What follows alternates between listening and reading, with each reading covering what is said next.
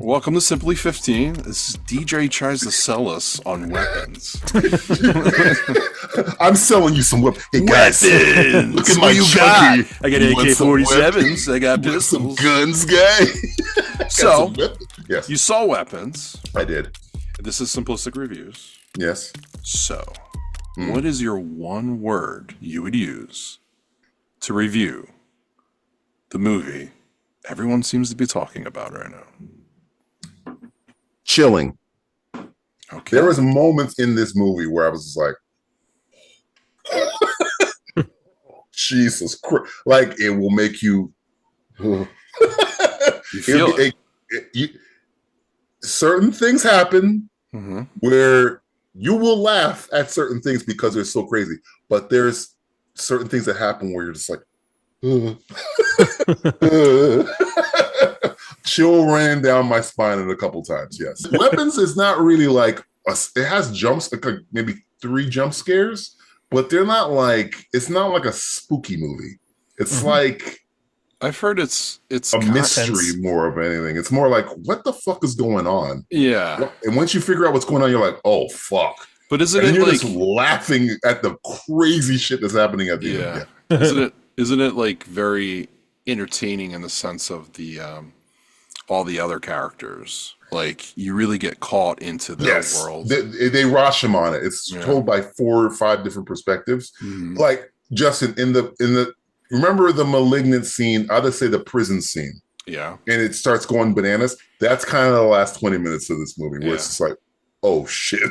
Yeah. We're going there? Okay, let's go. It just goes wild. But yeah, it's probably my second favorite movie I've seen this year. What's your first? Warfare is number 1, buddy. Is it really still? Warfare still wins, bro. Yeah. It's Warfare, this, Black Bag, and probably F1. So it's direction wise, it really has its authentic feel to it. And here's the thing. You know me. I hated Barbarian. I fucking you didn't like it. Despise that movie. And it's the same guy. Yeah. And I'm like, well, I'm going to give you another shot. The Whitest Kids You Know guy. Yeah, the Whitest Kids You Know guy, yeah. And this movie is based on one of the cast members from that movie died, and he made it and wrote the script. But the direction in this movie is really good. Like, it's shot really well. Like, I was like, oh, I didn't get a chance to look up the cinematographer, but there's some shots in there where you're like, wow, that was good job. Good job, cinematographer. Good movement. Good camera. There's like a car chase kind of thing going on. And I was like, oh, that's really well done. And then I had to keep reminding myself, this guy did Barbarian. It's like, maybe it was a fluke. maybe it just wasn't for me. But yeah, this one to me, acting wise, what'd you think? Roland's awesome. Yeah, he can bring it. Julie Garner is good. She plays a drunk, right? She's like an alcoholic. She's like the main. She's a teacher. She's not a main character, but which technically she kind of is, but because it keeps jumping perspective. But the kid in it, he has a perspective.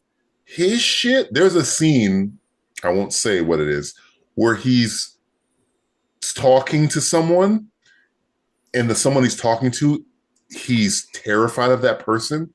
And the way he's trying not to upset them by talking to him, I'm like, he nailed it. Because he's like talking to him, pretending to be empathetic, but he's just saying it so they won't get mad at him. And I'm like, man, the depth, and this kid has to be no older than 10, 9-ish. Damn. And it was like, I was like, oh, I felt bad for him because I could see the way, because they're just on his face. And he's like, I think the one line he says is like, is there anything I can do to make you better? And you can see it on his face where he's just like, please just go away. Just leave me alone. But he can't, he's afraid of this person. So he's just trying to like, how can I help? But he doesn't really mean, how can I help? He's just like, please just leave me alone.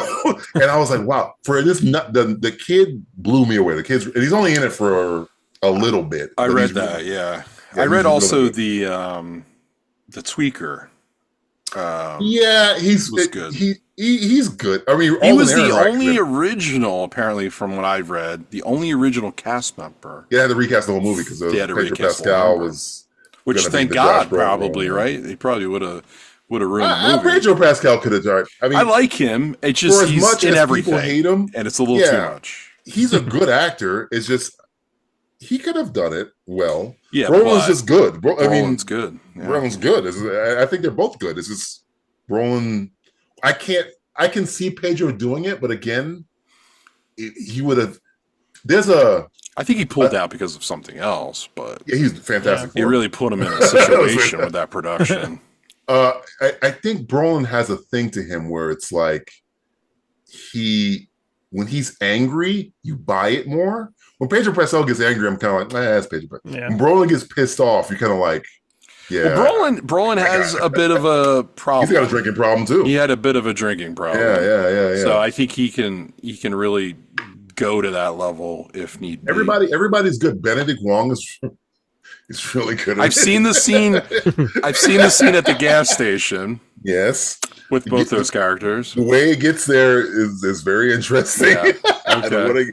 I don't want to reveal how it gets there, but it's very okay. So it requires more than one watch as well. Yeah.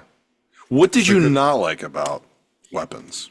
The end, not the end, but it kind of just stops. And prematurely. When it ends, not premature ejaculation of the credits. It is one movie that requires an epilogue, or remember I told you it shows different perspectives of different people.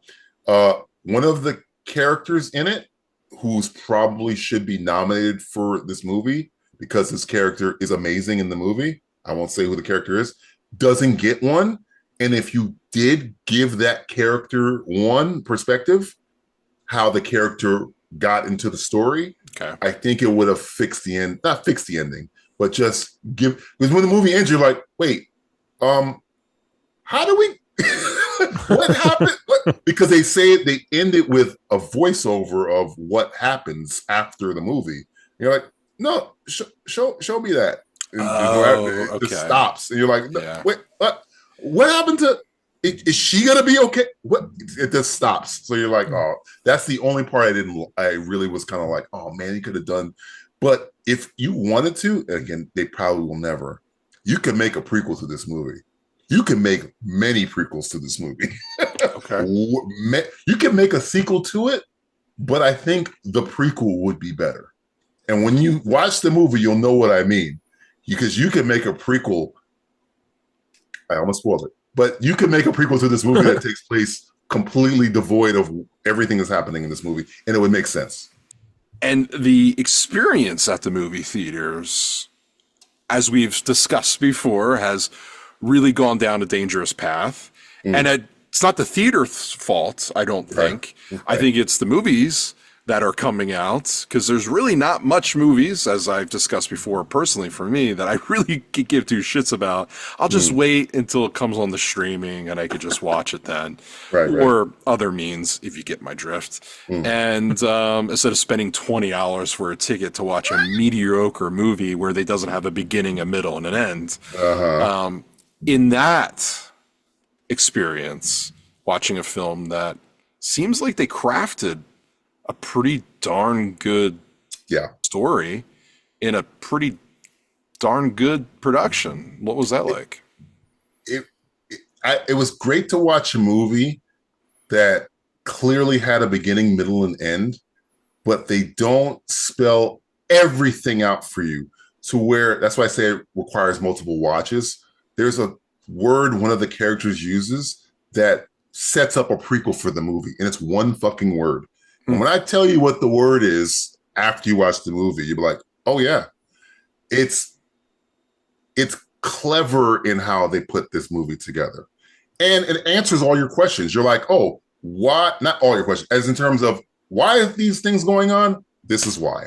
But the why opens the door to, wait a minute, if that's the why, then what about all this other stuff? And that's where I think it could go in a prequel where you can fill out everything else, because you're not going to be lost. Like, what's causing this? You know exactly what's causing what's going on in the movie. But it's nice to go to the movies and actually watch a movie. Yes. A movie, and film, enjoy it. And enjoy yourself. And get out of that theater and go. I've done it 4 times this year, Justin. 4 times I've watched it walk into a theater. That was good. I enjoyed myself. Yes. I had an experience. Well, that's lovely. I love to hear that. Yes. Well, very good.